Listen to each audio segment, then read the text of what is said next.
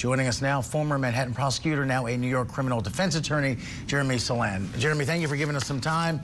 I've seen you all over the news, so I know you were steeped in what is going on here.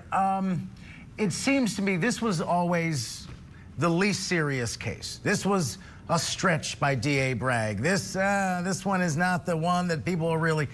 But yet here we are, and most likely the only case that went to trial before the November election. Is this case validation of D.A. Bragg? Well, I don't know if the stretch is the right term, but I think it's fair when you're comparing it to all the other matters. When you look at the document case, the confidential document case in California that's being slow-walked by Cannon, you look at D.C., and even you can argue some of the other, Georgia, if true. This certainly pales in comparison, but you don't take a case because it's easy. You don't take a case because it's the biggest case. You take it because you believe that's what justice requires.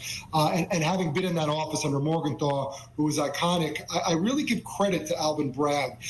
We can agree to disagree about the politics in it, but what I really was impressed about, pardon me, was really the thoroughness of Josh Steinglass, Chris Conroy, how amazing they were in terms of pursuing this case.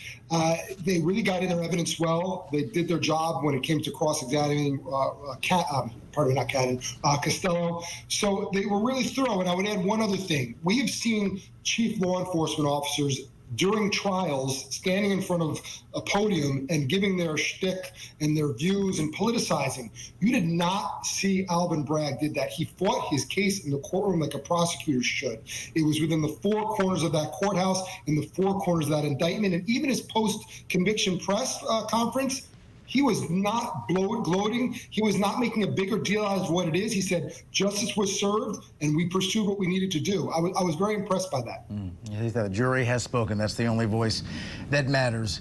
Listen, Judge Merchan now has a fascinating task before him. What do you expect he will do with the buffet of options before him when it comes to sentencing, and how long do you expect the appeals process to take? Well, I'll go reverse and let's go forward. Sure. But, it takes 30 days, or you have to do it within 30 days, file that notice of appeal. There's other post-judgment motions that can be filed, but we don't need to get into the weeds of that. And then what happens in New York State and Manhattan specifically, it's what's called the First Department. It's an appellate court. It's a mid-tier court. And then theoretically, if he's denied there, possibly can go to what we call the Court of Appeals, which we'll call it United States Supreme Court in the state of New York. That behind us. Now going to your other question, just because you can does not mean you should. Meaning, can Donald Trump get up to 1 1/3 to 4 years in prison on each of the felony charges? Yes. I mean, you couldn't aggregate them all up together to get that total big number, but yes, he could. He could also get 1 to 3 years in prison. It's in third volumes. If he were to be sentenced to a year or less, it would be in potentially Rikers in the city of New York. That said, I don't think that happens. Again, just because you can doesn't mean you should. He's a 70-plus, close to 80-year-old man. He's a first-time offender. The nature of the charges is a lowest level felony. And you have to think about the collateral consequences too. And I'm not talking about the ability to keep him incarcerated and the financial cost and the red tape for that. This nation needs to heal. It really does. And it's really sickening and vile and horrible what we've gone through collectively. And anyone who's happy and anyone says, let's send him to jail, you're not looking at the big picture. Accountability can come with that big F, meaning a felony. It's like the worst kind of scarlet letter. I subjectively and personally think that is enough. We need to heal, and putting him in is not the answer in my view. And I'm hoping that the judge does not do that. And last but not least, you can get a conditional discharge, which could be community service. You can get probation, but probation would just be a nightmare to monitor and just not realistic.